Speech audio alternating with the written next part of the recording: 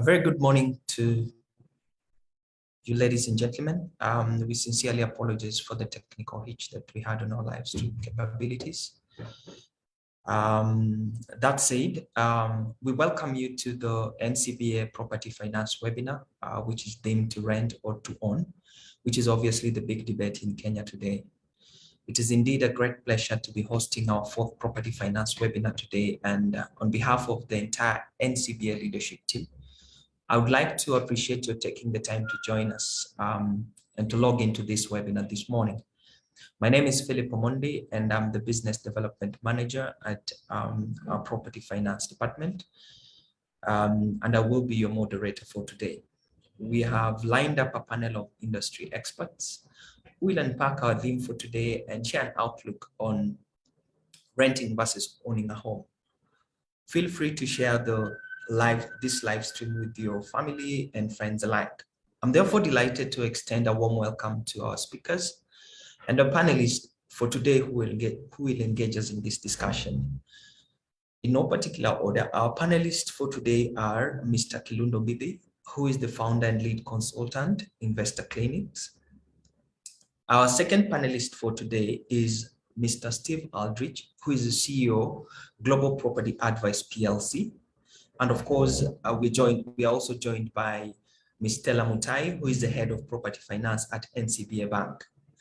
To our viewers this morning, feel free to use to send in your questions or comments using the chat box for those on Zoom and Facebook. And of course, to our viewers on YouTube, please feel free to use the comment section. Allow me to make the following remarks to set the context for this discussion. When it comes to renting versus owning a property in Kenya today, everyone will have their own reasons for choosing one over the other. Ultimately, it's about what's right for you. Choosing to buy or rent, or choosing to own or rent, though, is a major decision that affects your financial health, your lifestyle, and your personal goals. Whichever option you choose depends entirely on your lifestyle and financial situation. Both require, obviously, a regular income so that you can actually afford the payments and the costs associated with both options.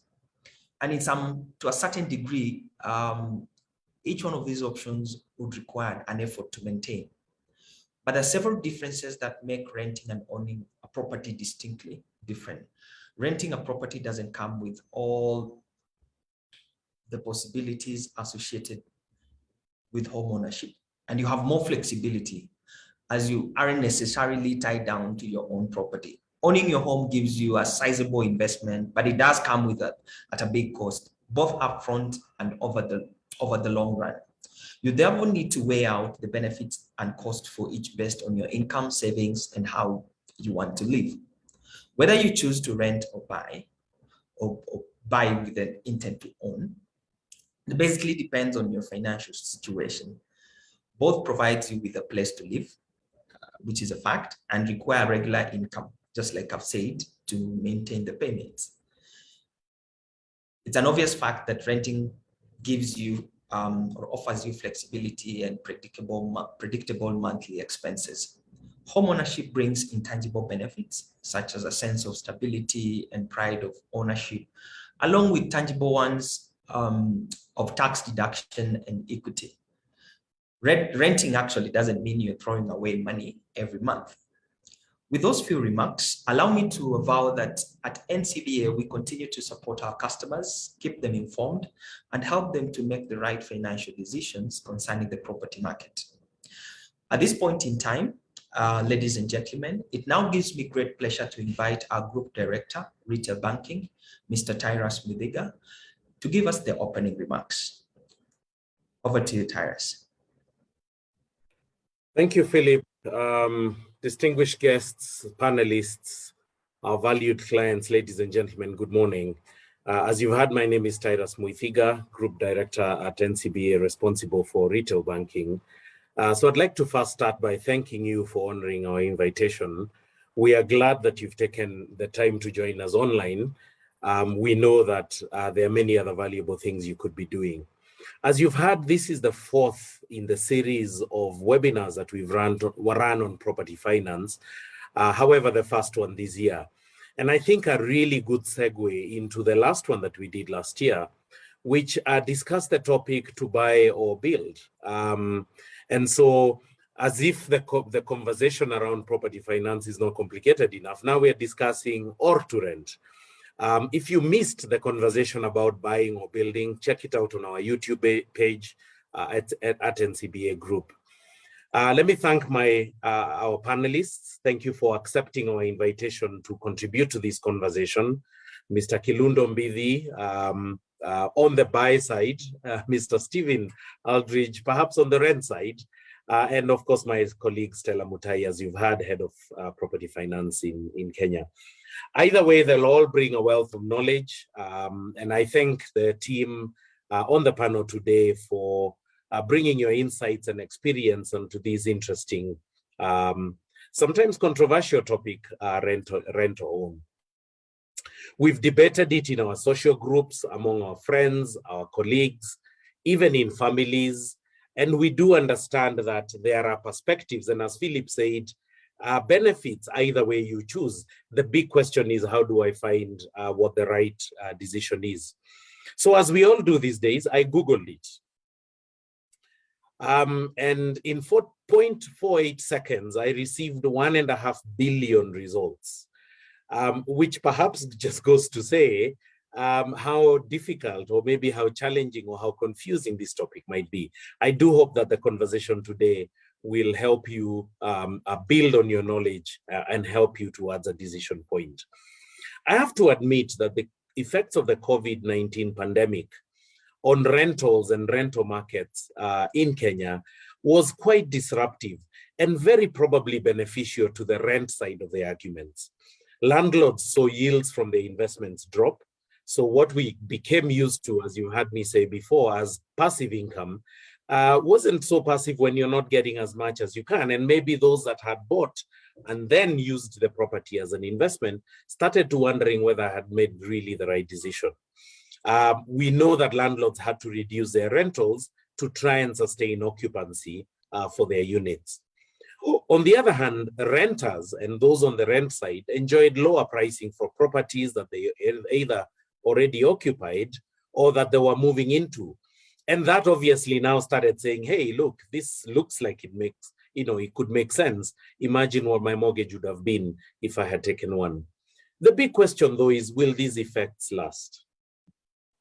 Our economics and research desk at NCBA has spent quite a bit of time studying the effects on the real estate sector, in part because we are a financier that both supported developers, that supported clients that had mortgages, and obviously that is also a major supplier of mortgage financing in the market. We know and we believe in NCBA that the real estate sector will pick up considerably in 2022 after a relatively resilient and successful 2021 as the sector rebounds from the shocks of the pandemic. We've also seen that land and house prices have increased or started to increase at a faster rate than we've seen over the last 2 or 3 years. We forget that 2019 was actually somewhat slow in the property sector, even before the COVID pandemic economic downturn had hit. We know this because there's renewed demand from buyers. We know that especially as incomes and business flows have recovered after the upliftment of all the restrictions that caused economic disruption. We've seen house prices increase. We've up to as much as 3% year on year, compared to drops of 0.2% in 2020. And we think that this is going to accelerate potentially to the entire sector growing as much as 5.5% from their contribution of value from a GDP perspective in 2022. Housing affordability will remain a key issue, however. We know that the rental market hasn't fully recovered from the lingering effects of the pandemic. We know that there was a slowdown in development efforts, and so housing stock challenges will potentially protect the market for probably the near term. We do know though, however, that companies are now rehiring, and as I've said before, companies are beginning to ramp up their operations. And so we know that demand will increase. The work that is being done on the affordable housing sector, both by developers, by the KMRC, the Kenya Mortgage Refinance Corporation, we recently saw their offer of 10.9 billion shillings medium-term bond oversubscribed by nearly 480%. So there's quite a lot of money in the sector chasing opportunities in this sector. As NCBA, we've already noted and experienced an increase in our retail mortgage disbursements, both in the second half of last year and even in the first few months of this year. We know that colleagues, friends, family, customers, clients are beginning to ramp up their efforts towards buying or building houses and are now more confident, given that the effects of the pandemic are wearing off, to now commit to this. To bring you closer and to support the journey, we've recently announced one of the lowest mortgage rates in the market, 11.9%, for all our property finance solutions on a reducing balance and fixed for the first 3 years. Separately, we are looking at a product offer in the affordable housing sector for those that would be earning below 150,000 shillings. As you know, that is a definition by the government of Kenya and the State Department of Housing, and I will be making announcements about that in the near future. As a banker, I'm obviously biased to the buy channel, right?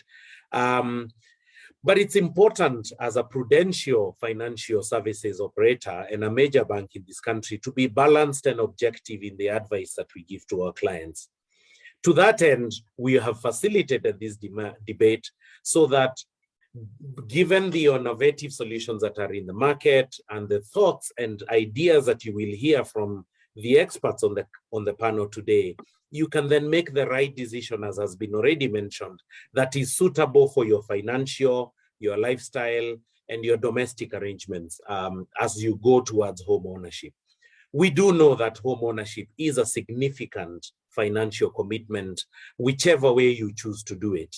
And so we do hope that the conversation today will help you make the right decision. Our range of finance products will offer you solutions around buying plots, building, construction, equity release. Whether you're newly employed and listening to us today, or a young couple that is just beginning to plan their financial future, or an established professional looking for perhaps a second home as an investment, we do believe in NCBA that we have a full house, a full suite of products to serve your need. As I close, I do hope that you'll find today's session insightful. I do hope, as I say, that it will help you make the right choice to make owning a home or making a strong and robust financial decision a reality. The panel will try and make the conversation today as real as possible. I welcome you and I encourage you to ask any question that you may have, whether if you're on Zoom on the question and answer tab, if you're on YouTube or Facebook on the comment section, so that we can engage with the panel and really stretch their minds and thoughts to really answer the question for which you logged in to listen today. Once again, thank you for joining us. Thank you for your attention. I'll hand it back over to Philip to carry on with the rest of the discussion this morning. Thank you very much for listening to me.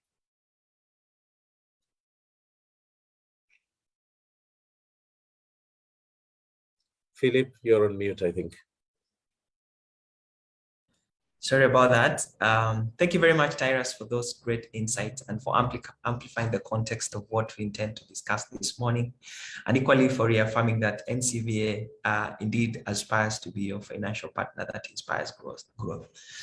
To our viewers this morning, please feel free to share with us where you're watching us from, whether you're in the diaspora or you're local. We'll be glad to know that we've actually had a chance to reach out to a wider pool of interested individuals who have logged into this webinar this morning. At this point in time, I would therefore like to welcome our panelists for today who will engage us, just like Tyrus has mentioned. And on to our first speaker for today. Our first speaker is Mr. Kilundo Mbithi, who is the founder and lead consultant, Investor Clinics. Mr. Kilundo holds a bachelor's in land economics and a postgraduate diploma in valuation and estate agency from the Institute of Surveyors of Kenya. He is a registered and licensed real estate agent. He is the publisher of investorclinics.com and convener of Property Talks. With that brief introduction, I would like to invite Mr. Kilundo Mbithi to share his remarks. Take it away, Mr. Kilundo. Thank you very much, Philip, for the introduction. This is a very important debate that we are having today on the question of whether to buy or to rent. It's an age-old question that has been the context of many Kenyans' debates in the living rooms, in the restaurants, and in all walks of life. And I'll be very much excited to share my insights, my experiences, as well as my expertise on the same subject. But what I would like to say before we start on the debate is that either way, whether you're going to be swayed to buy a home or a property, or either you're going to be swayed to be renting, either way, you're going to have to contend with some level of income that you have to keep providing in the context of the property that you've owned in payment of mortgages or the payment of rent. You have to decide to maintain that. And Philip, I'll let you know that Kenyans are very much interested in owning properties. I will be debating on the side that says that owning is much better than renting. And I have quite a few points that I want to show you, both from statistics and also from experience from my clients. Thank you very much, Philip.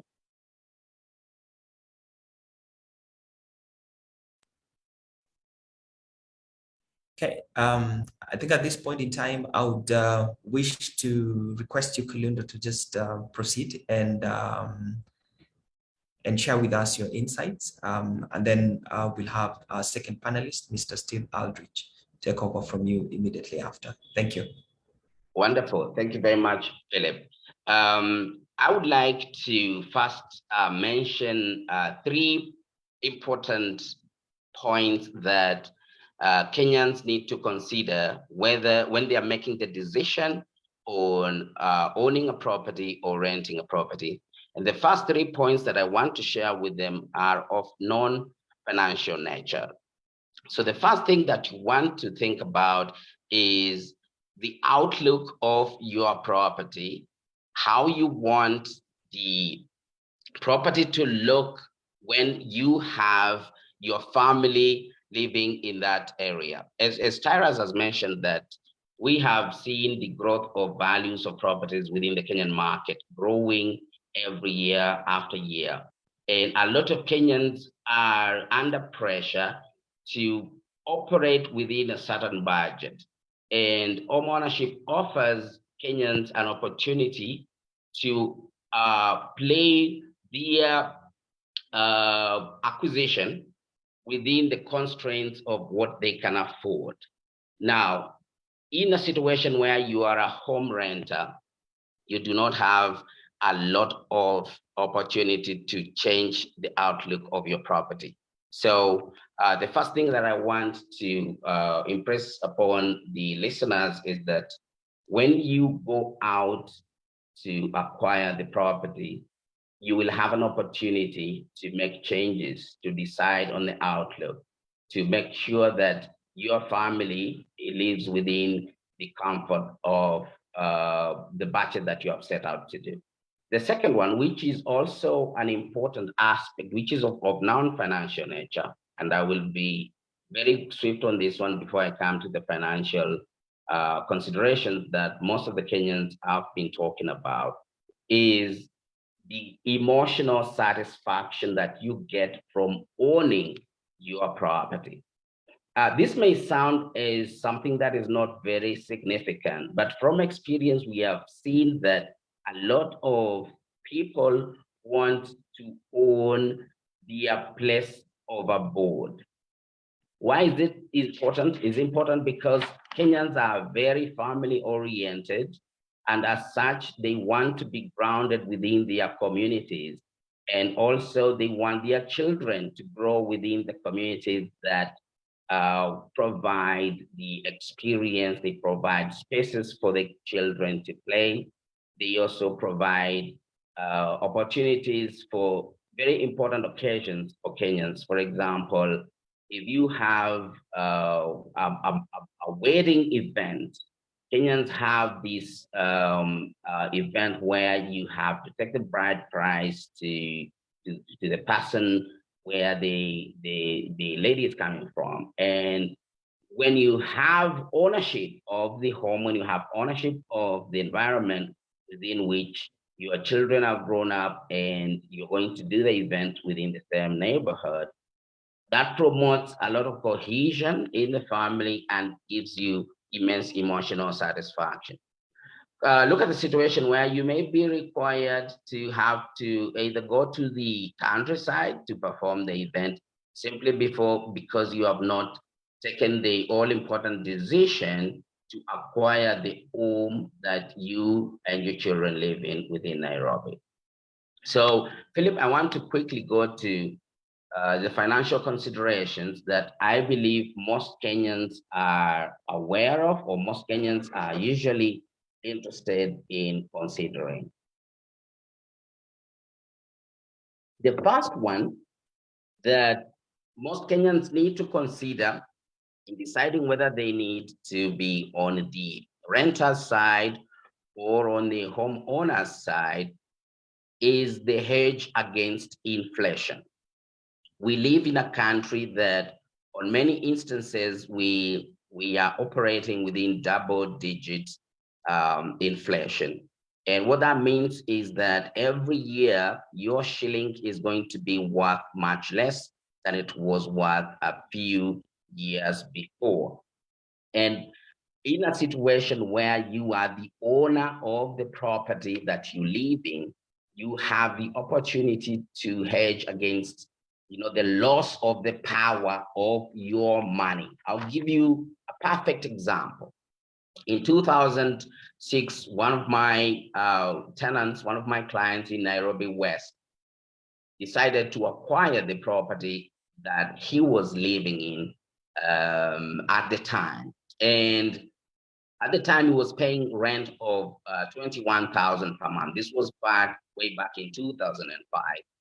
And when he decided to purchase the property, he negotiated a price of about 2.6 million for the purchase of property and took a mortgage of 24 years. Now, very quickly, fast forward, you realize that this gentleman made a very important financial decision of owning the property. As at today, he's still paying his 24-year mortgage at the rate of 35,000 per month that he started way back. But the value of that property, which he bought at 2.6 million, is currently 17 million. So his shilling, as at today, is providing him more value than it was way back in 2005, simply because he made the decision to own the property rather than to stay as a renter. That is one very key financial consideration that Kenyans want to think about as they decide whether they are going to be on the buyer side or they want to stay on the renter side. The other important financial consideration that I want to talk about that is very much critical in making the decision whether to buy or to rent is exits. When you make the decision to buy a property, you have an opportunity to, in the event that you want to exit out of the ownership, or in the event that you want to relocate to another country, to another neighborhood, there is no loss of value. There is no loss of equity, as it were. Why? Because you have the opportunity to offer your property, to offer your home to the market at the market rate, as opposed to when you have been, a renter for 15 years or 20 years. You do not have an opportunity to recoup any of the funds that have been associated with the arrangement that you have as a renter. So home ownership in the financial aspect provides the owner of the property, in the event that they have to do something else, they have to move from one neighborhood to another, they have an opportunity to recoup the investment that they have been making along the way in terms of mortgage payments, for the mortgage that they acquired on the property. And of course, as I gave in the example a moment ago, they still have an opportunity to benefit from the growth in value that has been happening over the period. And the beauty of the Kenyan market, as we speak on this very important subject, is that we have been experiencing a consistent growth in land, growth in value in land, and consistent growth in value in buildings. I have been tracking this in many instances, and the lowest that you would attribute to the real estate market over the last 15 years in homes would be about 5% growth every year. So we are saying that a homeowner will automatically benefit from between 5 to 7% growth in their value in the event they want to relocate to another neighborhood. They want to exit from the arrangement they have with their bank, and thereby retaining much of the payments that were otherwise going to the bank. The final point that I wanted to share with your listeners, Philip, today about home ownership is this, that is related to the very aspect of the African culture. As a country, Kenyans are very much grounded in terms of communities. They have gone through upbringing that promotes having a neighborhood, an area that you call your own. And if you work against that very psyche that has been ingrained in your system, it means that somewhere along the way, you will have to make this decision of buying the property. And that will mean that if you did not make this decision 2005, the African man, the African woman wants to live in a place that they own, you're bound to make that decision somewhere along the way. So in my example, if you had that opportunity in 2005 and you did not make that decision in 2005, and you're making that decision now in 2020, the growth of values in properties will, of course, dictate that you're going to get that property at a price probably 5 times, 6 times, or 7 times more than you otherwise have done in the past. So my recommendation, my advice would be to Kenyans, to Kenyans in diaspora, to Kenyans in the country, to make that decision today and acquire the property today, rather than wait to do that in the future, because it will cost them much more money. It will cost the family much more strain, And actually, more importantly, they may have to move, like a little farther away from the city in order to accommodate the growth of pricing that has been happening. It is wonderful that we have consistent improvement in our infrastructure.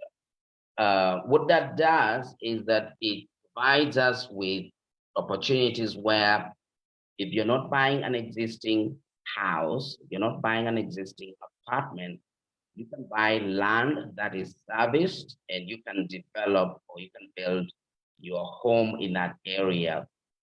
But rather than waiting to make that decision later and paying rent over time, I would think that making that decision today and buying that home today would be more financially prudent for your family, and in the future you will benefit from being in the right neighborhood and having acquired that at a lower, relatively lower cost, as it were. I think before I close, I would like to say that, of course, Steve is going to talk about renting, and I have a few points that I am wanting to share with you that you want to consider against renting. And the first one is that when you stay as a renter for a very long period of time, it means that you're not building any equity. You're not building any equity for your family. You're not building any equity in an asset for yourself. And you can say you can use the most common phrase in the Kenyan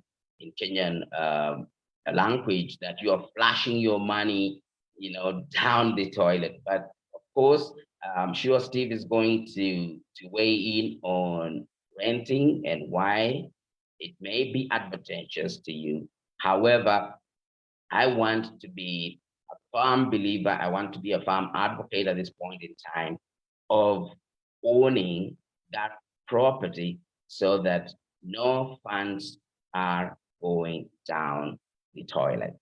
The second idea that I want before Steve comes in is that when you are a renter, you have no exit. You're always outside. You are not inside. You have no exit strategy. You cannot say, you know what, even if things were to change, even if I was going to relocate from this particular neighborhood to another neighborhood, there's something that I'm going to walk away with. So when you're a renter, you cannot do that kind of assessment. You have no exit plan. You are actually not inside. You are operating from the outside. Yeah. And finally, this one relates a lot to the Kenyan psyche again. Kenyan families are very much grounded. They operate in communities. And when, of course, you are bringing up your families, your children, your relatives, and you have no specific address, you have lost that emotional investment that would otherwise be available for your family, for your children, for your spouse, for your relatives, for everybody associated with you, simply because you stayed as a nomad, you stayed as a renter who is moving from this estate to that estate. Your children will not have fond memories of this particular estate.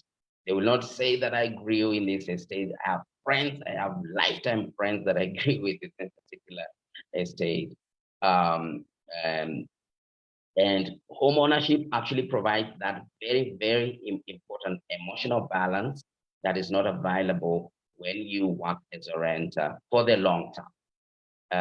Now, to close, let me say that rather than procrastinating and staying as a renter for the next 10 years, for the next 15 years, this is the best time. I think Tyrus is offering the special offer. This is the right time to lodge yourself as a homeowner, negotiate that mortgage for that property that provides your family comfort, happiness, and at the end of the day, actually, it will put money in your pocket in terms of equity and value growth in the property that you will have acquired. My apologies, Philip. My computer failed me as I closed, and I had to quickly rush onto my mobile phone. The screen just blacked out, and I was actually panicking before you called me in. But I hope I will have an opportunity to give more insights and more ideas to your audiences, and I will rest my case and of course wait to hear what Steve has to say about those who are thinking about renting. Thank you very much, Philip. Thank you very much, Mr. Kilundo, for that great presentation, and again also for demystifying the various advantages of owning a property. For me, I think the only thing I picked was emotional connection with owning a property. And I like the example you gave of when dowry is being paid, there's an element of connectivity, family connection that comes with it. And as a homeowner, you feel so proud when you invite people to your home to such an auspicious occasion. And of course, not forgetting the element of equity when you own. And I like your example, by the way, of your friend in Nairobi West, who compared how much he or she was paying for rent vis-a-vis the monthly installments for that facility, assuming they were to take up a mortgage. I'm pretty sure that particular individual is pretty much happy as we speak. It's so interesting that we have quite a number of viewers spread across the continent. We have viewers watching as far as Kitengela, that's in Kajiado, all the way up to Kisumu, Rusinga Highlands, and I think we have a viewer watching all the way from Tennessee. So feel free to let us know where you're watching us from, and we'll be glad to mention that in this webinar. Now, on to our second panelist. Our second panelist is Mr. Steve Aldrich. Mr. Aldrich has over 20 years experience as a chartered building surveyor and arbiter in the UK, Europe, Asia, and of course the USA. He is a member of Royal Institution of Chartered Surveyors and the Chartered Institute of Arbitrators. In Africa, he has consulted for major development projects such as the Garden City in Nairobi that we know for those who happen to live along Thika Road, Enyo in Cameroon, Gombe City in Tanzania, and Tatu City, and many other projects across the continent. With that brief introduction, I would like to invite Mr. Aldrich to engage us in this discussion. Mr. Aldrich, please take it away. Thank you for that introduction. And I've got a number of slides that I'll share with you. But before I do, I just wanted to say thank you to Kilundo. He's probably got a lot of people very motivated to buy. And motivation isn't the only factor here. And that's what I'm going to explore is with banks, with homeowners, people living in homes, there is not only the motivation factor, but also the ability factor. And it's the bank that gives the ability to those people who are motivated to buy.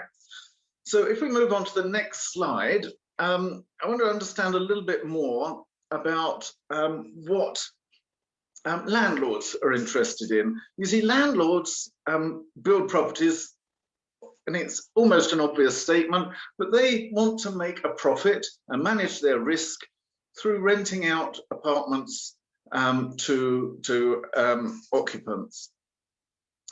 So landlords have the ability to provide housing, and they're motivated to provide housing. Now, if we move on to the next slide, we look at where the bank sits on this. So the bank is in this business to make a risk-managed profit. And that means they're going to lend money at a cost, that's your interest rate, and they have to manage their risk. And it's the risk management that is the weakness in the system at the moment.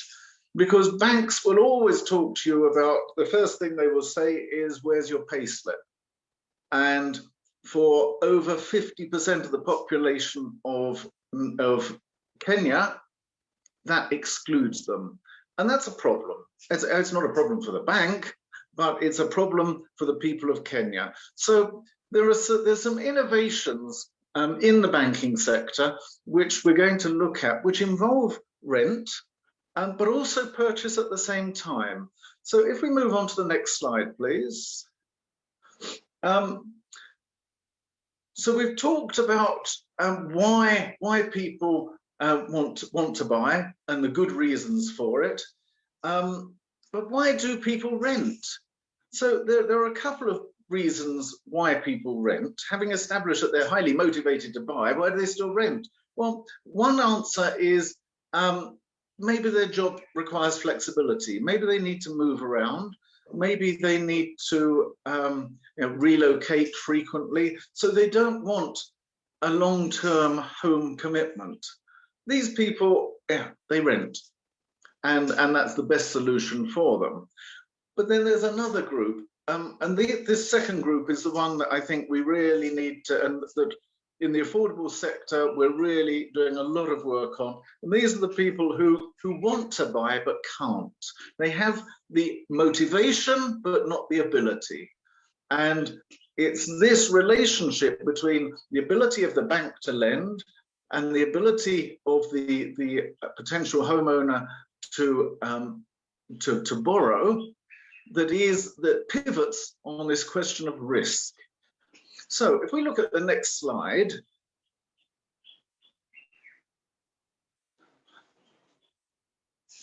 so what we need to do is take these people who are motivated to buy. They're probably paying rent at the moment, probably got that flexibility, but for all the reasons which Kalundo has given, they haven't, although they're very motivated to buy, they don't have the ability.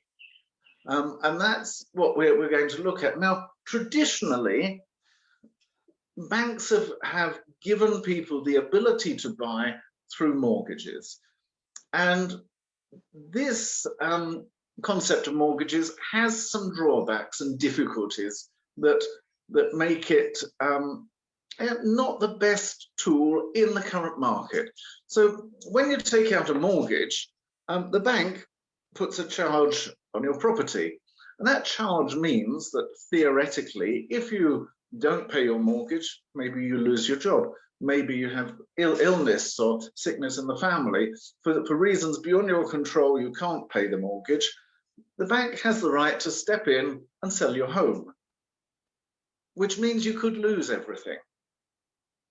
And that's a risk on both sides, because the bank also has the risk that it has to process repossession and auctioning, which is not easy to do. And it also has the social impact of being the nasty bank that takes away your home. So what the market is developing right now that I think is a real breakthrough for the potential owners in Kenya is what's called tenant purchase. And I'll explain this a little. It's also called rent to buy. So this is the sort of hybrid system.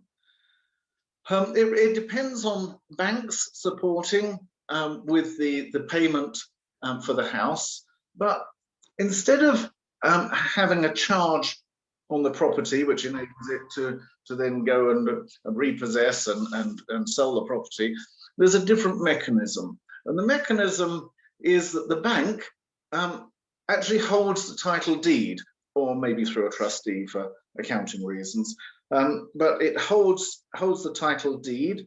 So the occupier does not become the owner of the property in the first instance.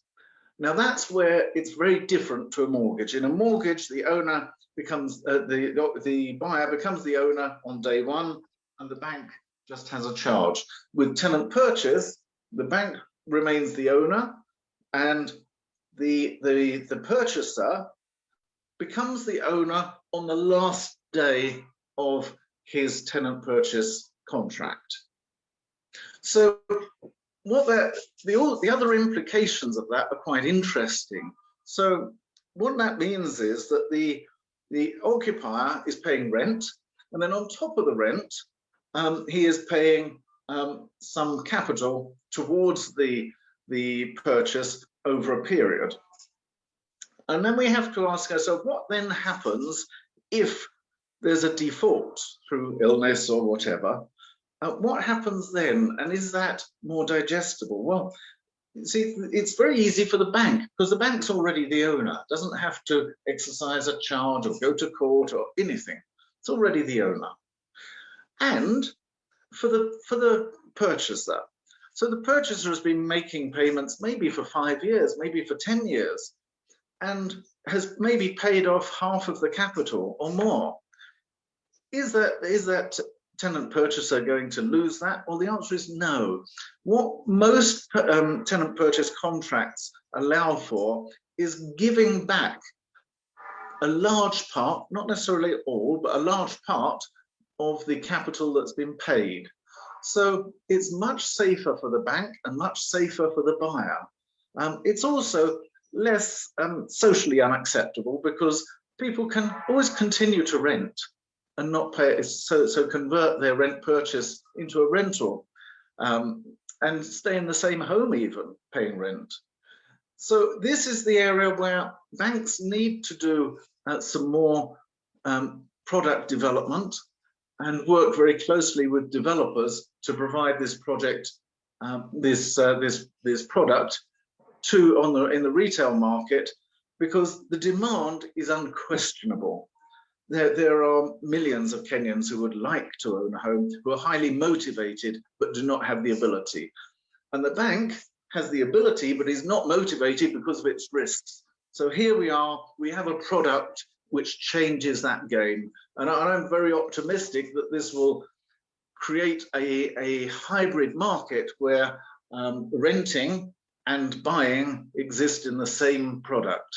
So I'm not advocating renting. I'm saying renting has its place sometimes. I'm very much in favor of hybrid schemes which offer rent to buy, and encourage banks and financial institutions to get involved in this sector, because they have a better risk position. So if I can move on to the next slide. I think I've explained how the tenant purchase scheme works, and why it's a win-win for the home buyer and for the bank. Challenges, there are a couple of challenges. One is tenant purchase schemes are not well understood in the market, and standardization of the contracts needs to come into place to ensure that they're fair on both sides, so that the bank has its risk managed and its revenue managed, and that the buyer has his capital protected.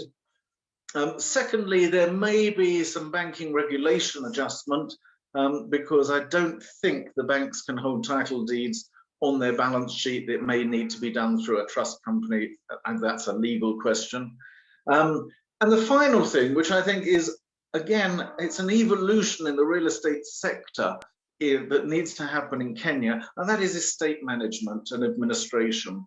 Because to ensure that the tenant purchaser wants to make his payments right the way through to the end, and for the bank to ensure that its asset is protected, estate management is required. The estate needs to be kept in good condition, clean, secure, without crime, without issues of stray dogs, and so on. So that estate management can also be the vehicle through which tenant purchase payments are collected. And it's another area where there are movements in the market. Some of the new developments are incorporating this level of estate management and administration so that banks and financial institutions can be assured that A, there's a good communication with their client maintained, that their client is paying the service charges, and that the asset is being protected. And on to the next slide, please. I think that's it. Okay, so just to sum up, I focus very heavily on ability and motivation, and remembering that we need to address both. Banks have the ability, we can address the motivation. Purchasers have the motivation and need the ability provided by the banks. So it's a call to action on both sides. We need to get this these banking products aligned with the market. Thank you.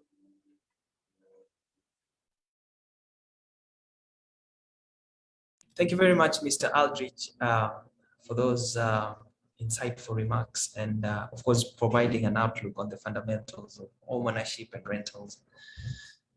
And then, of course, just demystifying the factors affecting choice. And to our viewers, in as much as you've opted to rent, but you're motivated to buy, then take advantage of NCBA's ability to lend to you. To our viewers, please feel free to send in your questions.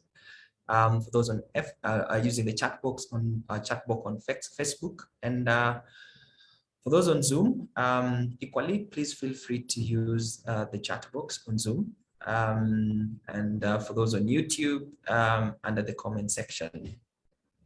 Ladies and gentlemen, it now gives me great pleasure to introduce Ms. Stella Mutai, who is Head of Property Finance at NCBA. Stella, having understood what it takes, or probably just the advantages of owning versus renting as enumerated by our speakers today, would you probably just lend a perspective around property finance at NCBA? So to speak, Stella has over 10 years experience leading and contributing to mortgage, diaspora banking, and retail banking product innovation, sales and marketing, covering both local, regional, and of course, diaspora markets. Stella is a graduate with MBA in Strategic Management, and she also has Bachelor of Arts in Communication from Daystar University. She's equally a postgraduate diploma in Project Management from Kenya Institute of Marketing and Chartered Institute of Marketing. She equally holds a professional diploma in marketing from Makini. Stella is a full member of Kenya Institute of Management and equally a member of Women in Real Estate. With those few remarks, Stella, please take it away. Thank you. Thank you, Philip, and good morning to our listeners this morning. I'm glad to be here and also joining a team of experts to be able to unpack this topic on buy or rent. It can be the big decision or the big debate because it is a broad topic that should not only take 2 hours. And I'm glad the team of experts, Mr. Kilundo and Steve, have been able to unpack the myriad questions we could be having. And even Steve has been able to bring in a new perspective of tenant purchase that we can be able to think about, or even rent to own that we need to be able to think about. So buying or renting, it's a very, as I've said, it's a very emotive topic in the country that has been sparking debates not only in WhatsApp groups, and I believe you've been in those WhatsApp groups, or even on Facebook, or even on Twitter, whereby you see people chatting, which way should I go? And for me, from where I sit, what I can be able to say is that the debate whether to buy or rent is a question that continues to raise valid opinion with no answers. And the main reason why it does not have any answers is because people are divided along various divides. And one, it could be because of economical, I'm not able maybe to buy at the moment, maybe social, at the stage where I am in life, or even the stage in life, or sometimes you can imagine maybe I've just finished campus, maybe I may not be able to have sufficient income. That makes me not be able to own a property. You find that we have various stages in life, and it all depends on which stage that you are. That's why maybe you might maybe leaning towards renting or even leaning towards buying. And I'm glad Mr. Kilundo was able to unpack that. In addition to that, also, people have got different tastes and preferences. Well, I may not want to be able to buy because, well, I don't see it. I don't see it maybe, or even I don't want to build, or even I don't want to buy a house just because of my own taste and preferences. So this is because everybody is different. Also, people have got different personalities. That's why people may choose. And that's why you find that now this sparks a lot of debates with our friends, with our colleagues, until we're able to get into that answer. However, there are some statistics maybe I can be able to put in place for us to be able to understand what makes this maybe debate. So maybe this debate to make it where we are. One thing, you find that 28% of Kenyan population is urbanized, meaning we have 82% of Kenyans living in rural areas. And for that matter, you find that if people living in rural areas, they mostly, you find that they live in their own houses. So when it comes now to the urban areas, that's why you find that most people, they live mostly in rented properties. Then one thing, home ownership is in the urban areas is only at 21.3% compared to rural areas, where 86.6% own the homes they live in. This is according to the Kenya National Bureau of Statistics survey that was done some time back. Then according to the 2019 census, you find that the Kenyan population is aged in between 15 to 29, and this accounts for 26% of the total population. This is expected to be able to put in pressure into the housing supply, and showing that people will start demanding for units. These people will be coming into the market. They'll be getting into the next stage of life, so they need to be able to own properties. Then noting that from this data, then there are opportunities that exist. And as a bank, we cut across both supply and demand. Supply meaning that we are able to finance developers who want to be able to put up houses for rental, developers who want to be able to put up houses for sale. We take care of those customers. In addition, we also take care of on the demand side. On the demand side is you and me, where we want to be able to own houses. As a bank, we're able to finance and support through various products. We have both construction as well as also the complete unit if you want to be able to get into that.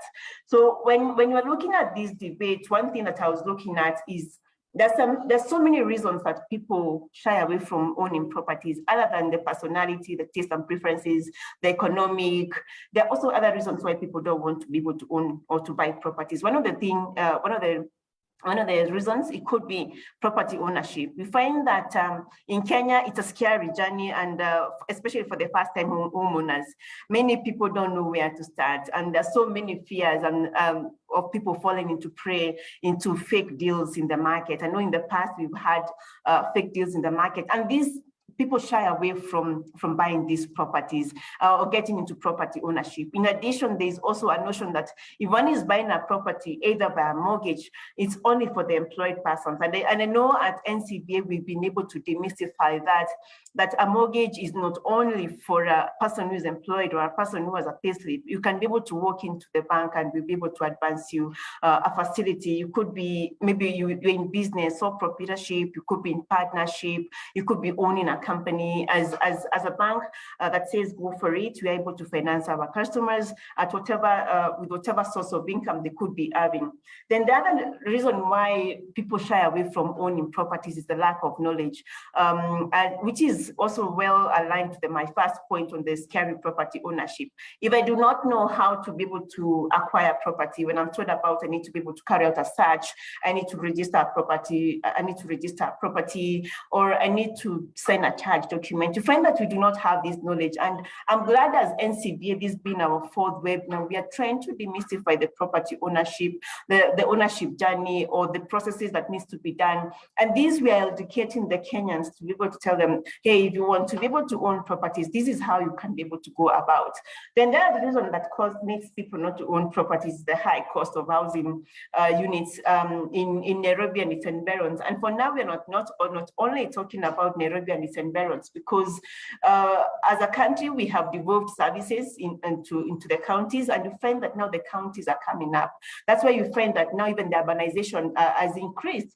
Initially, we used to say people are migrating to the major cities, could be Nairobi, Mombasa, Kisumu, but now people are migrating to other cities. You can find people migrating to Kakamega or Bungoma, to Siaya, because these are new counties that are coming up, and within those environments, within the counties, there's so many opportunities, and you find also that is also creating pressure in the property market, and you find now people are moving into those areas for better, maybe for incomes, or even to be able to get into other sources of income. So you find, yes, you can say high cost of housing, but this is, I may say it's not only in Nairobi, but now the counties are open where there's so many opportunities that people can be able to take advantage of.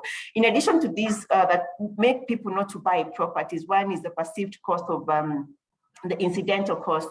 You find that owning a property, it comes with cost that which range in between 7 to 8%. And I know as a bank, we have solutions that we've come with to ensure that our customers are able to take advantage, or even to lessen the burden for our customers. There's also the high cost of construction, the high cost of land, or the lengthy property registration process that makes people to shy away from owning properties. So for me, what I know is that these factors or the challenges should not be a limiting factors, because as a bank, we support customers to be able to acquire properties. And for us to be able to acquire properties could be either you want to be able to acquire property either through construction, either through buying. And for us as an institution, we're able to finance you at whatever stage that you are in either in major rural areas or within major towns. And these properties could be either residential, it could be either commercial, it could be either industrial, or even it could be land that you want to be able to purchase. As a bank, we'll be able to finance you, and you can be able to take advantage. You don't have to be saying, maybe I want to buy a complete house. You can be able to start off with land and able to move or incrementally to other, maybe through construction, able to move to other developments. Then for us as a bank, we strive to support customers, one, to create and manage wealth that is aligned to their developing lifestyles. We find that today I've cleared campus.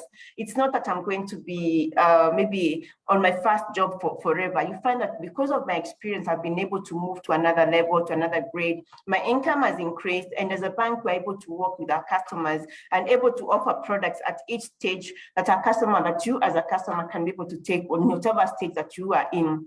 In addition, we also provide tailor-made banking investment solutions that are related to property ownership. You don't have to think that maybe because I'm just thinking of construction, I may not be able to get that construction or maybe solution from the bank. As a bank, we have those solutions. And what we do also, what we're now taking advantage is for us to be able to offer advice to our customers, because one thing that we realized, and with the challenges that come with property ownership, we realize that we need to be able to work with our customers to be able to demystify what is all this mortgage, what is all this property buying, how do we need to be able to unpack this. The reason why we work with our customers, and we know that we need to be able to guide our customers at the various stages as they're building their wealth, is because we know the reason why our customers want to be able to own their property. And this is one thing that Mr. Kilundo mentioned, is about building equity. When you acquire a property, you're able to build your equity, and you find that a property will be able to appreciate on year on year, as well as also you wanted to build to accumulate your wealth. When you own your first property, it motivates you to move to the next property. And as a bank, we're able to work with our customers. In addition to that, we also want to be able to safeguard the family future. You find that you want to be able, as a customer, you want to be able to leave an inheritance for your children, or you want to be able to have a property, maybe in your old age, that you can be able to say, this is a property that I acquired while I was working in this place, or while I was doing business in this place. In addition to that, we also, as a customer, know we want to be able to provide tailor-made solutions that suit your taste and preferences. We know people have got different tastes and preferences. If today I want to buy, someone else tomorrow wants to be able to build, and as a bank, we are able to provide those solutions. In addition, we believe that owning a property or buying a property it's a springboard for your investments. The springboard to investment is that it takes you to the next level, or it pushes you to another level, of which also gives you a pride in the society. Having highlighted this, it will be great for me to be able to know that as a bank, we are keen to support innovative responses in the market, which are sustainable and withstand challenges being experienced in the new normal. In the new normal, we've found that there's so many things that are happening, and some of the measures that we've put in place is for us, whereby we're able to support our customers at each stage. One of the things that we have very competitive products. We have an array of products that you as a customer, you can be able to select from. In addition to that, we've also looked at pricing. We find that sometimes also pricing or high cost of acquiring a property pushes you someone from acquiring a property. So we've been able to look into that. So looking at our products, what products do we have? We have our home loan. Our home loan, this enables us to be able to finance you up to 105% financing. The reason it's up to 105% financing is the reason we came up with this product. We realized that many people want to be able to own properties, or they want to be able to buy properties, but they don't have that. They don't have the closing costs. The closing costs, they usually range in between 7 to 8%. So as a bank, we decided to take away the burden from our customers. And for this matter, we decided, why don't we pay the stamp duty for our customers? Why don't we pay the legal fees for our customers, so as we can be able to make it easier? It becomes an easy entry to property ownership. So that's why we finance up to 105% financing, meaning also we're financing 100% of the value of the property. So for instance, if a property is valued for, say, 10 million, as a bank, we're able to finance you an amount of up to 10.5, 10.5, meaning the 5% will be able to take care of the stamp duty and the legal fees. The other facility that we have is a plot loan. You know, as Mr. Kirulo mentioned, it's a Kenyan culture whereby we want to be able to own properties. And for that matter, that's why we know that many people want to be able to have a piece of the Kenyan soil. And that's why we have plot loans. And for this, we're able to finance customers, not only in the major cities, but also as long as the property is within the relevant county authorities, or what we used to call municipalities, we're able to finance our customers. Then also we have our buy and build solution. Our buy and build solution, as it states, is whereby I buy land and simultaneously able to build. So this means that we are able to meet your taste and preferences. You're buying land and you want to construct, so you want to construct simultaneously. We'll be able to finance you up to an amount of 100% for you to acquire, or even for you to be able to build on that house according to your taste and preferences. Then we have our newest suite of our offering, which is our NCBA Build, Easy Build. And this product allows you to focus on the important aspects of your life, such as spending time with your family, growing your business, and as our team of professionals work with you through the construction process. So under NCBA Easy Build, we offer financing of the construction costs. We also provide a consortium of professionals, and these professionals, we provide architects, we have engineers, we also have quantity surveyors, and you find that these are the people you need when you're constructing. So as a bank, we came up with a team that you as a customer can be able to work with you as you focus on other areas of your life. It could be either your job, your business, your family, knowing that there's somebody is a professional who is doing who is lifting the heavier work for you when it comes to construction. In addition to these products, we also provide designs, off-the-shelf designs that you can be able to select. And these designs are very competitive and very trendy, depending on the changing environment. You find that of late, I've found maybe traveling or driving around, you've seen that most people are now constructing flat roofs. And I know we have quite a number of designs which are flat roof, or whatever type of design that you want to construct, we're able to offer off the shelf. In addition to this, in this product, what we have is that we have reduced cost of home ownership, as it makes it cheaper for you to be able to build, noting that you are getting all the designs, all the consortium with the under one roof. We are able to offer this. It's also under this product. It's also you're able to customize your house according to your taste and preferences. But this is on the internal, and it allows you to work within your budget. You don't have to push yourself too much to maybe a limit that you may not be able to, will make you to strain. You're able to work within your budget, and also to be able to control the quality of construction. And once in a while, you'll be visiting the site to be able able to know what is happening. And for us to make it easier for customers to buy properties, we've recently launched a promotional mortgage offer of 11.9% for all our mortgage solutions for a period of 3 years that will be fixed for a term of 3 years. So this allows you as a customer to be able to make a decision, despite of it being an election period. And I know most of us shy away maybe from investing in properties an election period. As NCBA want to make it easier for you, don't shy away.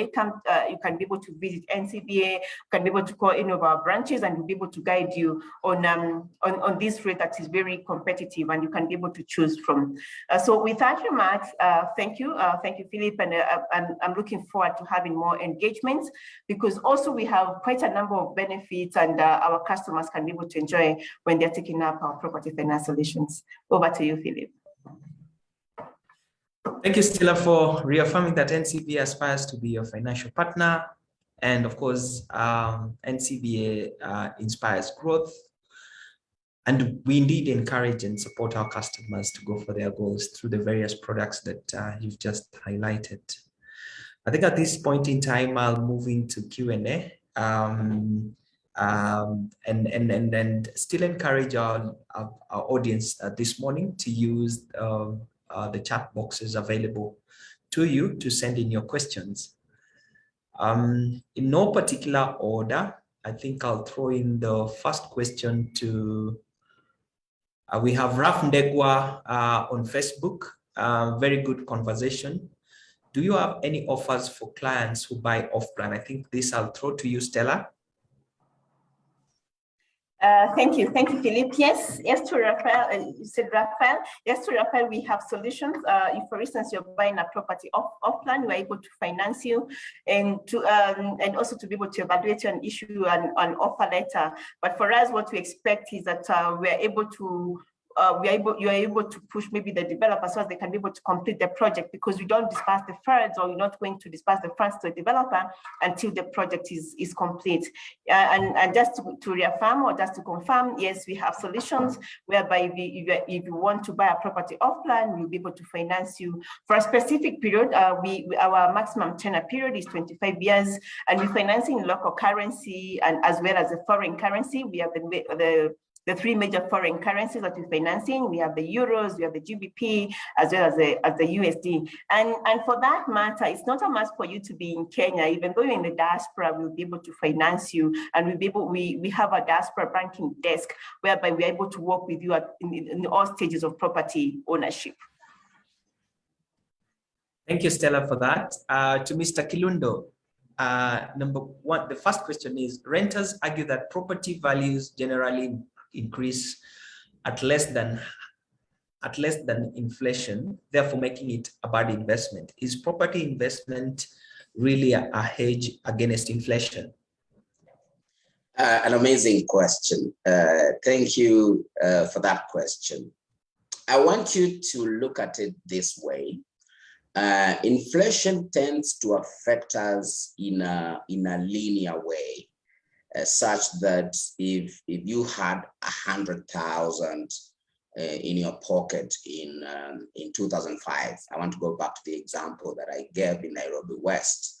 It means that you can pay rent, that the gentleman was paying rent for 21,000 a month. So if he had 100,000 shillings back in the day, it means he would pay rent for about 5 months with 100,000. Now, the thing with the rate at which real estate grows is that it is compound.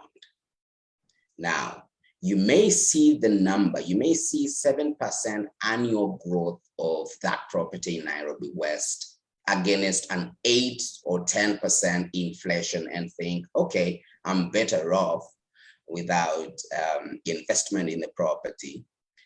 Because you're just looking at the linear numbers. Here's how it works. You have your money invested in a piece of real estate that is growing at 7% annually. So at the point of inception, my client's money that deposit that I think the gentleman is referring, that 10% was growing at 7% the year that is subscribed to the property.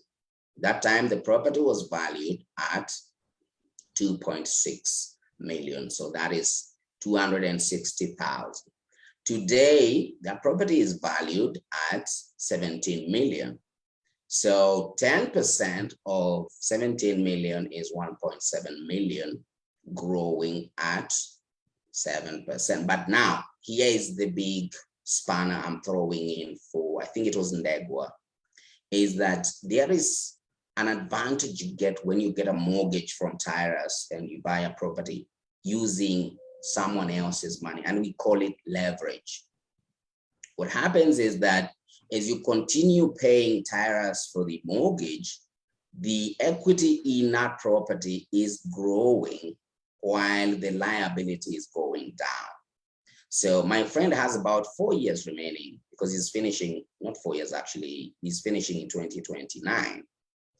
His equity in that property is not 10% anymore. His equity in our property right now, because I suspect he has a small balance of mortgage, less than 1 million shillings remaining. He has 16 million growing at 8% per year, growing at 7% per year. So when you acquire property on an arrangement where the bank has given you the bulk of the money, the advantage tilts. Of course, you're in two different businesses. The bank is in the business of making interest from you. You are in the business of growing your equity for your family and, of course, for your investments. So it is actually an absolute and very powerful hedge against inflation. And let me say something, Philip, before I go, because I hear this a lot when we are having one for the road, when we are in those events, when we're paying dowries, when we are talking about all these social things that we are discussing. Kenyans have the wrong idea about mortgages. They have not understood fully what the bank is actually helping you do. There's a concept in finance we call the future value of your present cash flows. So the gentleman who bought that property in Nairobi West in 2006, he invested 35,000 per month for the next 24 years. And the listeners need to mark this. The bank doesn't change your installment payments, even when inflation is going. It keeps whatever you signed up, you said you're going to be paying 35,000 per month, you're going to pay that for the next 24 years. What happens is that you have locked the value for that property 25, 24 years in the future using a significantly smaller size of cash flows that are available at your disposal. And that's why it's very advisable for folks to sign into mortgages very early in their careers before they get so many responsibilities for children, school fees, businesses and many other things bogging you down. Again, this gentleman is paying 35,000 for the mortgage. If you go and sign up for a mortgage in Nairobi West, you're going to be paying 170,000 a month. So he's definitely better off having signed up that mortgage early in life. Philip, maybe I can chip in. Okay, Stella, go on. Take it away. Thanks, Mr. Kirundo, for that. And basically what Mr. Kirundo is talking about is the time value of money. And one thing that you'll find is that $1 million today will not be $1 million in 20 years' time, yeah, when it comes to property ownership. Reason being, properties appreciate year on year, and mostly it has been argued out.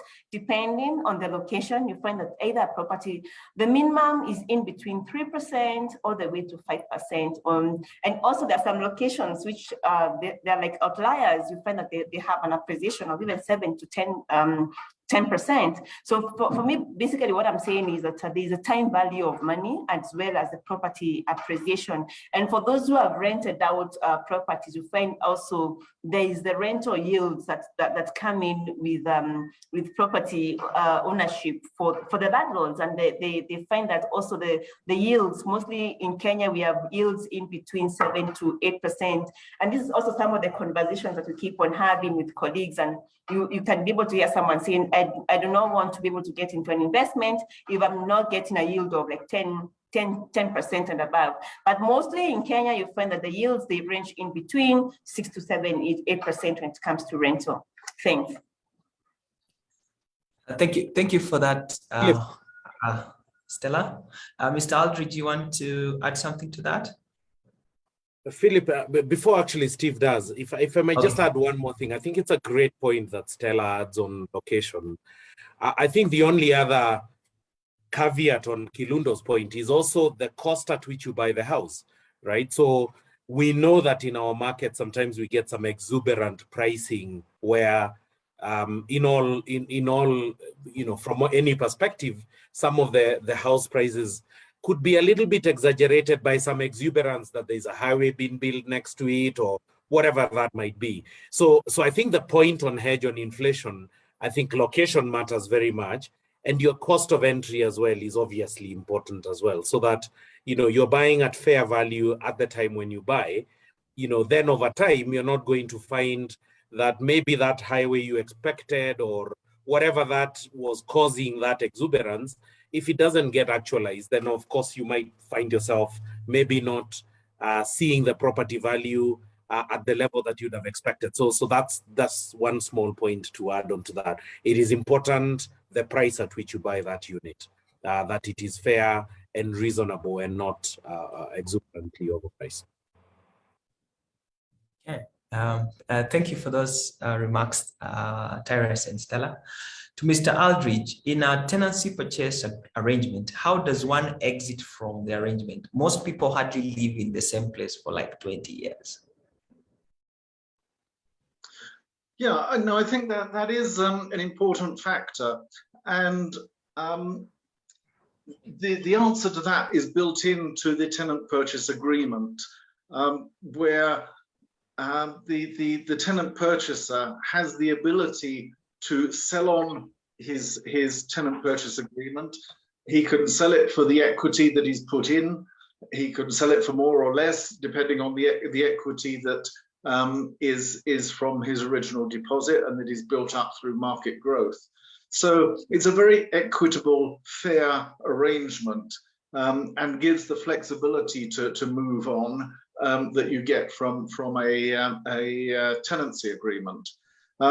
There is also the factor that a tenant purchaser can always, and probably subject to the consent of the landlord, sublet, so that so that tenant purchase agreement then becomes an investment to the tenant purchaser. So if he has to go and work away in another country for 5 years, he can then come back in 5 years' time, reoccupy, and all that time his tenant purchase agreement has been running. The payments of rent and capital have been flowing. And I think it's worth just a little comparison here. All property purchase through finance has two elements to it. It has capital and the cost of capital. In a mortgage, that cost of capital is called interest. In a tenant purchase scheme, that cost of capital is called rent. And the overall cost can be very similar. I think it's also worth adding to that on the question of costs, the impact of KMRC on property finance to end users, which I think it is technically reducing the cost of money, whether it be rent or interest, to 9%, because it is effectively subsidized money from World Bank and African Development Bank. And that also brings in a much higher level of affordability and gives access to purchase to more people. All right. Maybe if I can be able to add on TPS, Yes. Thank you. Looking at TPS, I know everything has its own pros and cons, and I know TPS, it's an easier way to be able to acquire a property. TPS is tenant purchase, but it has its own pros, cons in the sense, or the disadvantage in the sense that if, for instance, today I buy a property through tenant purchase, maybe at 5 million, you find that I'm supposed to be able to pay stamp duty based on 5 million. However, for TPS, you find that the property is not transferred to my name. It remains in the name of the developer for a certain period of time that we have agreed. And you'll find that by the time I'm completing, maybe paying my tenant purchase subscriptions or rent, that time the property will be transferred to my name. So you find that's a time I'll be required to pay the stamp duty. Hence, I'll be paying stamp duty on the new value of the property and not the initial value I acquired the property. So that becomes a disadvantage, though it's also an easy entry to property ownership. Thank you for that, Stella. To Mr. Aldridge, back to you. Are you aware of any developers or developments offering tenancy purchase arrangements in the Kenyan market, other than National Housing Corporation? As it sits today, it appears that supply is just a major constraint. No, you're absolutely right. And first of all, I'd like to revert to Stella and say, yes, that's a very important observation, that the cost of stamp duty is at the end of the purchase process on the higher value, not the beginning on the lower value. But yes, in terms of supply, yeah, there are, Fusion Capital is providing a tenant purchase scheme. They're currently constructing at the moment. The barrier that we have, the problem that we have is banks providing tenant purchase finance. And that's not entirely the fault of the bank, but I would urge banks to do more to look at ways of providing tenant purchase finance, because it's a better risk model for the bank. And it's also an attractive proposition for purchasers. As I say, the biggest challenge seems to be the ability to hold titles as security rather than holding a charge as security. So it's a technical legal point. I believe it can be overcome through a trust mechanism through which the bank appoints a trust to hold the titles on their behalf, keeping them off balance sheet. But I leave that technicality for you guys to sort out for the benefit of both your risk profile in financing real estate and the benefit of Kenyans wanting, highly motivated to buy. Thank you for that, Mr. Aldridge. We have Gidinji Daniel from Facebook. I have a mortgage and I have a property somewhere else that I would wish to develop. Can I get a construction loan? Stella, I think you can take this. Thank you. Thank you. And to Gidinji, yes, you can be able to take up a construction loan. And what I've noted from your question is saying that you already have a mortgage and you'd like to take up maybe a second home, maybe like a construction loan. And I can confirm, yes, as the bank, we're able to finance you to be able to construct, depending on that location of the property. One of the things that we look at is that the property needs to be able to have the requisite documents. It could be either a lease or a title document. Okay, thank you for that. Stella, just still on you. I have Mary Lentaya from Zoom. What are the applicable interest rates on our mortgages? But with key interest on KMRC, do you have identified properties that you're offering clients for ownership? I think this question is split into two. There's a part that touches on KMRC interest rate, and then there's a part that touches on properties that we are offering for clients with respect to ownership. All right, thanks. And to Mary, I'll start off with the second question. And the second question is asking if we have properties. And as NCBA, what we've done is that we have partnered with developers in the market to ensure that we are offering a vetted property to our customers. So we have a property listing that we circulate to our customers, as well as also It's available in our website and the property portal. You're able to get the property listing that you can be able to go through. It ranges in between as low as, we have plots as low as 500, which is our minimum loan amount, all the way to even 100. We have the highest property is 50 million. So you can be able, we take care of customers in different segments. So check out that, Mary, we have our property listing. And for this, what we do is that we ensure that we partner with credible developers in the market, because what has happened in the past is, and also what I alluded to earlier, is whereby people say they don't want to own properties because they don't know the people who are developing this property. So we've gone ahead to be able to vet these developers and the properties, and also we ensure that when we are going through the mortgage process, we have our lawyers who do a further due diligence. We have our lawyers and our valuers who do a further due diligence.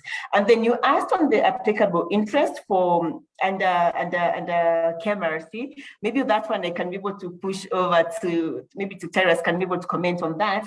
However, what I can be able to say is that we are shareholders in Kenya Mortgage Refinance Company, and we are working closely with them as well as the State Department of Housing to ensure that we are actualizing the affordable housing proposition to Kenyans, because people are very serious, or they really want to be able to own properties. So maybe I can have Tyrus comment on that. No, thank you, Stella. Yeah, I think the affordable housing sector is becoming exciting. I made a comment in my opening remarks about how successful the bond issuance by KMRC was. We've started to see announcements from the financial sector regarding pricing for those customers that are targeting housing units within there. So from a product supply, I think there's quite some innovation going on in the sector. I say NCBA will be making announcements with that regard before not long. And the government has been very clear. They want to see a single-digit interest rate on this. And so that's what we're working for. But we will release details when we are ready for that. The third comment I would make on the sector is significant amount of projects being discussed. Some have broken ground of scale, and very ambitious as well. You're hearing developers talking about 20, 30,000, 10,000, 5,000 units. A couple of weeks ago, we launched Bondeni in Nakuru. So the supply side looks like it's been addressed. The solution side from products that become affordable. And simply what this means is that whatever rent you pay, can it be translated into a mortgage repayment that then effectively, almost to Steve's comment earlier, in a reverse engineered way, allow you to essentially rent to own your own home, right? Because we're trying to find a financial solution that does not increase your financial burden on a monthly basis. You're already paying rent anyway. You might as well be directing it towards owning that. And once we crack that, I think it's fairly exciting. Of course, those units are for people who earn 150,000 shillings and below, because that's how the affordable sector has been defined. Units of not more than 4 million. I think the quality is getting better. We have partnerships with some developers that are building beautiful quality of houses in that 3-4 million shilling range, that are actually, from a quality perspective, probably worth nearly, significantly more because of the technologies and their design philosophy. So I think the sector is quite exciting. KMRC has the funds to support the initiative. The banks are developing products to support, and we are seeing developer and the development sector now stepping up to provide the supply that has been hitherto significantly constrained. Thank you for those remarks, Tyrus. We have Evelyn Kagai on Facebook.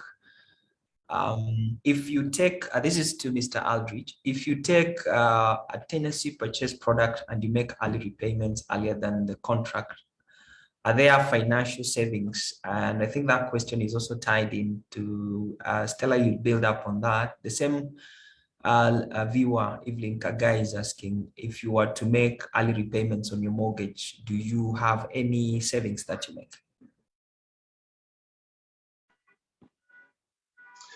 Yeah, okay, to come back on the tenant purchase contract, yeah, once the final capital payment is made, so if that's made early, then the rental payments stop. Just as in a mortgage, when the final payment is made, if there is that flexibility in the mortgage, then the interest payments stop. So yes, there's definitely savings to be made by early repayment in tenant purchase. All right, thanks to that question. And what I can be able to confirm is that if, for instance, today, I'll just give an example. If I took a loan or a mortgage of say 5 million, and I get a lump sum amount of money of maybe $1 million, so I'm able to come in and pump into the account, and I'm able to reduce my principal by $1 million, which comes to 4 million. So that shows now my repayments now will not be based on 5 million, but my new repayment or my repayment will be based on the 4 million, because I've reduced the capital balance. So that shows that as a bank, we will note that as a bank, we do not charge on if a customer puts in lump sum amount of money, or if they pay off their loan earlier or their mortgage earlier, we do not penalize, or we do not penalize when someone reduces their capital balance or pays off their mortgage earlier.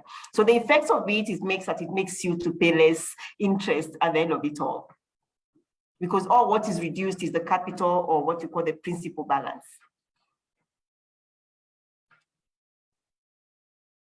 You're muted, Philip. Okay, thank you. I have Cliff Mokua on Facebook. Thank you for the great presentations that are going on. Cliff is tuned in from Jacaranda Gardens, Community Road. Kindly address mortgage ownership on property within 1, titles, or 2, long-term leases. Which is better? I'm not sure whether this should be yours, Stella, or Mr. Kilundo. I'll take the question. Is asking which is the best way to own properties, whether on title or leasehold. And for me, I'll say it all depends on the type of property that you are buying. You find that today I could buy in an apartment, and an apartment comes in with a lease, or what now we'll be calling cession of properties title very soon, because I know it was launched in it was signed to law in December of 2020. So if you're owning a property like an apartment, it is a lease. And if it's a freehold, I find that I'll get a title. One thing that you find that leases in Kenya, they are valid up to 99 years. And so what happens is that maybe as the period lapses, as you can be able to renew your the lease period for any property that you're owning. So it's not a limitation, it's just the type of property ownership that is available in Kenya, depending on the type of property. You find that maybe mostly properties in the counties, they'll have titles because they are freehold. But now with the coming of the affordable housing, you find now we'll be getting into leases even in our country, or even outside Nairobi and its environs. Thanks, Philip. All right, thank you, Stella. I have Wiruri Karuga on Facebook. Land growth in the metropolitan area versus inflation rate. What's your view and rate differences? I think I'll push this to Mr. Kilundo. Yes, we witnessed land growth in the suburban area. Some areas commanding very high growth. I've tracked areas around Mombasa Road, areas around Thika Road, areas around Kangundo Road, and we've noticed land, undeveloped areas having growth as high as 30% per annum, which of course is as a result of the massive growth in infrastructure and demand. Mostly within the urban areas where the neighborhood is fully developed, we have a slower growth.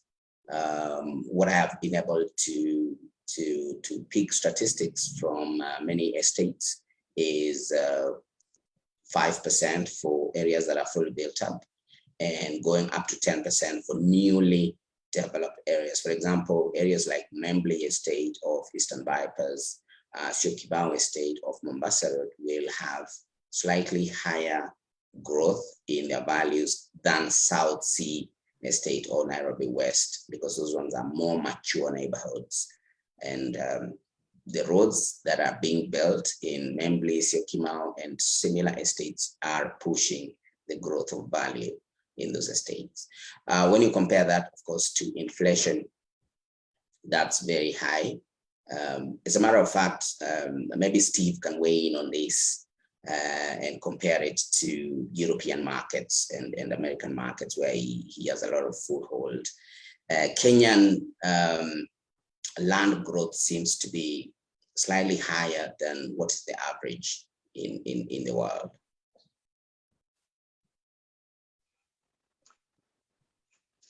Yeah, I think I can comment on that. I mean, there is a distortion in the market because it's in a different phase of evolution to the American and Western market.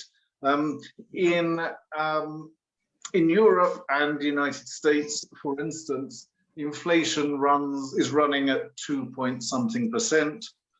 Real estate growth fluctuates a lot in that environment, up to 10%, but it will also go negative. It can go negative 10% in a year as well. But if you average, I mean, real estate is always a long-term investment. And I think that's part of what we're saying today is it's not a 1-year investment, it's 10 to 20 years consideration. Now, in a 10 to 20 year time frame in the European markets, you will see that inflation and real estate inflation are very closely aligned. So you're looking at 2 to 5% average over any 20-year period. Now, in Kenya, it's very different because there's an emerging class of people who are wanting to buy, who are willing to buy, and therefore the value of real estate is not only inflating, but it's also aligning to expectations and abilities to buy. So it's probable that real estate inflation will exceed the retail price inflation. And that makes it an even better investment to buy if you have the ability, and if the banks really get on board with this, giving that ability to buyers. Okay, thank you, Mr. Aldridge. I think I'll take our last question for this morning. I think Martha Kilonzo from Facebook. Kindly share something on lease versus land buying, mostly for business. I think I throw this to you, Stella. Can you repeat the question? Martha Kilonzo on Facebook is asking, kindly share something on lease versus land buying, mostly for businesses. I think the question is all around those who lease land for purposes of renting, building up structures to rent, versus someone who's just buying with the intent to build and get some business out of it. Okay, all right, I get the question. So the instance whereby the question that Mother is asking, the instance whereby someone leases a property and want to acquire maybe financing with the leased property. I know it has its own risks in the sense that the property is usually owned by someone else. And for us as a bank, we usually look at the contract or the lease term that you have or that you have signed, and we also look at what's the exit clause in the document that you have signed, and also be able to look at to look at the terms on the contract, so as you can be able to consider whether you're going to finance or to be able to use that property as security. Because one thing that you'll notice that it's going to be like a third-party charge, and the owner of the property has to give the authority to the bank to be able to lease it out. So it's something that I know we have done in the past, and we just need to be able to look at the contract that you have entered with the landowner and the exit strategy or the exit clause that is there. Philip? Thank you, Stella. I think to our viewers, I have a video I want to play, a short video I want to play. And Philip. yes, please. Philip, if you don't mind, there's a question. Yes, please, Terence. Sorry about that. There's a question I've often received, which I'd like to float for and invite a reaction from Kilundo or Steve, where some of the people who debate me about not buying but renting argue that because at a certain price point, a mortgage costs more money, I can both take my deposit that typically a bank will ask, usually about 10%, sometimes as much as 20%, plus the differential between my rent and the mortgage of buying. So say I buy a unit where the rent is 100,000, but a mortgage would cost me say 150, 160. That 50, 60 plus my deposit put in a money market fund that's yielding 8% would have a bigger benefit in the long run. I have a view about it and I can add it, but I just wanted to invite Kilundo or Steve to maybe react to that. You know, because the argument is not just for many people around buying, the mortgage or financing it, but also that they have to take their hard-earned savings and put them into a bank or into a property. But I could be gaining more money from that, and they often make the argument that some of the financial investments that are available would probably grow faster than the mortgage. Could you just react to that, Kilundo, perhaps, or maybe Steve? Yes, I think there are two competing interests here for that person you've been having the conversation with, and they are trying to rationalize two competing interests. One, they want to own this property and get the non-financial benefits, as it were. The family will be launched in there. They are going to get all the other benefits that are put to owning a home, but they still want to get financial returns from the same investment. So here the question is, which one is a higher opportunity cost? Investing the money, the extra money, or paying more for the mortgage in the long term? What I think and what I've observed is that buying the home and paying the mortgage of 150 in the Kenyan market makes more financial sense in the long term. And my big point is the benefit you get from leverage, because the bank has advanced you 90%. This is money you don't have. A mortgage of 150,000 Tyrus, I think that's a property you're buying that is in excess of 10 million. So the bank is probably 12, 13 million piece of real estate.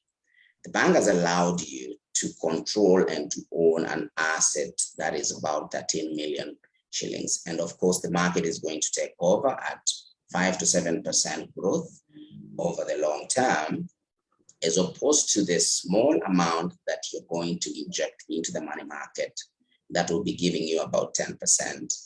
And I would remove the stock exchange from that idea, because the stock exchange can go south in a moment's notice and wipe out everything. So the gentleman who will have signed this mortgage, at the onset, it's a very bitter pill. You're paying rent of 100,000. This other gentleman is paying a mortgage of 150,000. But after 5 years, because of the nature of the Kenyan market, the person who is paying rent will be expending more, will be losing more opportunities than the person who is owning the mortgage and is benefiting from the value growth of the property, simply because of the matter of leverage. If you are not entirely investor conscious, the idea is to go straight into the mortgage, acquire the property, and let everything else work itself. If you're more investor conscious, you can crunch a few numbers. My idea would be give Tyrus more deposit, give him 30%, take less money, but still work with the mortgage, plus now you will be paying much less and you have a significant amount that now you can invest in money market. And long term, the compound effect can actually improve your position. Maybe Steve would add something onto that debate. No, great point. And I think, sorry, Steve, go ahead. Yeah, I think there were just 2 points I'd want to add to that. In any investment and return equation, and that's what this is, rent is an investment in somewhere to live, mortgage payments are an investment in somewhere to live, which you will eventually own, or which you will own and eventually have paid for. The importance here is to take into account the whole cost. Yes, the whole cost of repaying a mortgage is higher than paying a rent, but you have to offset that against the benefit, which is the value of the home. So when you put the value of the home into the equation and inflation against, and set the inflation against the cost of money, the interest, then without a doubt, the better investment is home ownership. The other thing which I would say is, and this is really important, you can't live in a treasury bond. You can't invite your friends round to have tea in your treasury bond. And that's significant. Thank you. No, thank you for that. I think that must be the quote of the morning. You can live in a treasury bond, and I think the other point I made when I had that debate with that individual was we also often forget that rentals are subject to inflationary growth. So my 100,000 today, in 5, 10, 15 years is not going to be 100,000, and at some point, the dynamic around that. Today it costs me more, tomorrow or the day after or the year after, there will be some equity and eventually your rental could be ahead, because now, whereas one can argue banks can also reprice, we've traditionally seen that interest rates in the market are less elastic than rental increases by landlords. Landlords will increase it by some rates more easily than banks tend to do. In as much as, the headlines today are that central bank is liberalizing interest rates again. We still are in a competitive sector and we tend to hold the rates we had. And I think, Kilundo, you'd made the earlier point, 5% on 13 million is probably better than 8 or 10% on 1.3 million. And obviously, so over time, my incremental inequity on the mortgage would probably be higher, despite a lower value accretion. The final point I made to the gentleman as well is, you can do both. In the same way you have the financial muscle to save 1.3 million that you can put on a deposit, that ability does not go away in the long run. As your income grows through whatever, however you make your income, that ability to still participate in treasury bonds, still is available. So thank you for that. I thought it would be a good way to bring, and thank you for that quote around I can't have tea in my high yielding treasury bond. Thank you. Back to you there, Philip, for the wrap up. Thank you very much, all. Thank you, Tyra. It's quite engaging. I think at this point in time, I'll request Dennis to play a short video, after which I will just move my closing remarks.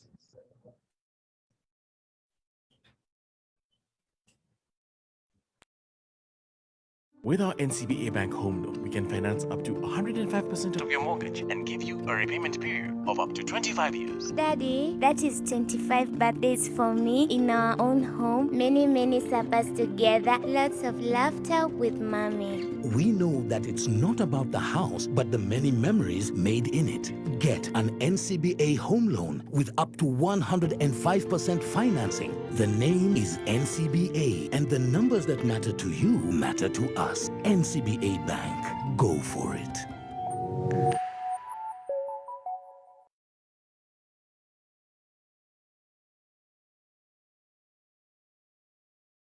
I think you're muted. I think at this point in time, I would want to move my closing remarks. First and foremost, I would like to express my appreciation to Mr. Aldrich, to Mr. Kilundo, and my colleague Stella for your valuable contributions to make this property finance webinar a success, the fourth one, as stated earlier. Secondly, my deepest gratitude goes out to all who attended the webinar and helped to make it a success. I would also like to convey my appreciation to our Group Director, Retail Banking, Tyrus Muiviga, for engaging us in this discussion today. I've been your moderator, Mr. Philip Omondi, and I welcome you to visit our property center located at Mama Ngina branch, that's on Mama Ngina Street next to International Lifehouse, or visit any of our NCBA branches countrywide for more information regarding our property finance solutions. We guarantee you convenience and excellence throughout the mortgage process. If you want to decide to, if you are motivated, let me use Mr. Aldridge's word, if you are motivated to acquire a home or to build a house, please also feel free to message your name and email address to 16116. For those who joined us late, the recording will be available on Facebook page. And for those who missed, that is if in case you missed the initial part of the webinar. Thank you all for being here today and for taking time to patiently listen to us. And I wish you a successful day. Stay safe and goodbye.